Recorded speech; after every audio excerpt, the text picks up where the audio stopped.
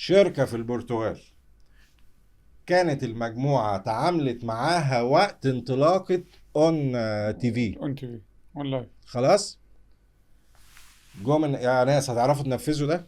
قال لك ادونا شهر ونص. ما عندناش احنا يا ابويا شهر ونص. احنا ما عندناش شهر ونص. ايه ده؟ خلاص ها هنعرف ننفذ. جت الشركة عملت طيب، هي كانوا هم عاملين مشروع قناة اسمها 365 ببراند معين. القناة بقى اسمها القاهرة، ده عايز براند تاني. مم. تمام. تامر مرتضى اروم. روما. تامر محتاجين 1 2 3. قال براندنج لي ما احنا هنحتاج مش عارفه كام. مش قلت له ما فيش. البراندنج بتاع القاهره استلمناه واحنا طالعين الهوا. ده النيوز بارت اكتف بعد ما طلعنا هوا بساعتين. كنا بنظبط الجرافيك على الاستاذ محمد عبد الرحمن وهو على الهوا. ما الناس اللي بتحكي دي مش يعني مش عارفه حاجه، مش عارفه ايه دي المشروع طلع ازاي. ازاي كده؟ الاستاذ حسن عبد الله حي يرزق يقول لك فين الامكانيات الماليه بتاعت المشروع ده؟ يعني مفيش.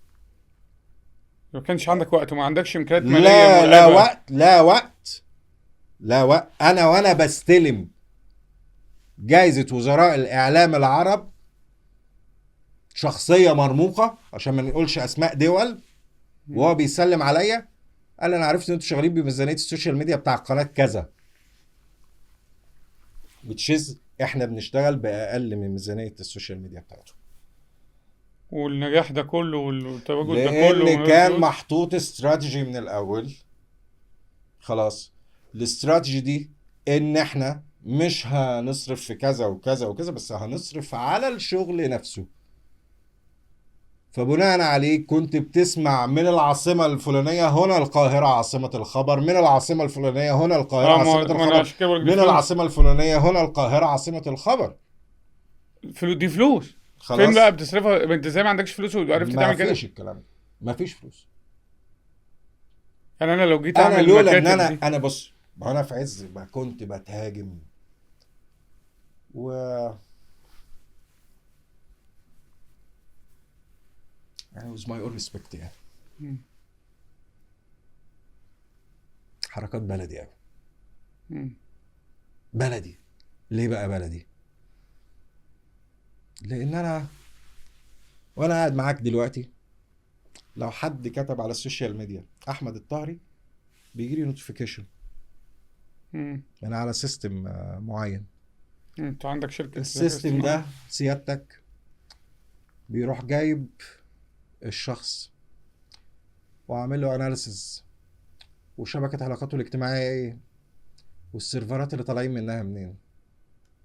فكنت بضحك. ما كنت بتعرف كنت بضحك. خلاص كنت بضحك لان شغل بلدي قوي. تمام. وتشيز كده ولا كده انا في عز ما بتهاجم كان في ازمه سوريا مم. وانا بسوق ازمه على الارض، والناس اللي كانت شغاله معايا يقول لك طهري ما بينامش صبح ظهر ليل عصر، طهري قاعد فوق دماغنا. خلاص اللي يقول لك اصله كان بيعمل يا راجل. انا شايف نتيجه في واحد تاني العقليه. يقول لك ايه ده اخد مليارات. يا اخي ده حتى مش يعني مش عيب في حقي، ده عيب في حتى يعني القائمين على ده يعني. لا، ودول ما بيهزروش، ما فيش الكلام ده. مليارات يا راجل. ده يا راجل. فيش جنيه ما بيطلعش غير خلاص. بحساب. اتحدى اتحدى اتحدى اتحدى واحد يقول من يوم ما دخلت الشغلانه دي الى يومنا هذا اخدت جنيه ازيد من مرتبي. اتحدى. ومرتبي الاخير في قنوات الاخبار سدس قيمتي السوقيه. سدس قيمتي السوقيه مش في مصر. هو بالنسبه لمصر يعتبر كاتيجوري 2 مش كاتيجوري 1.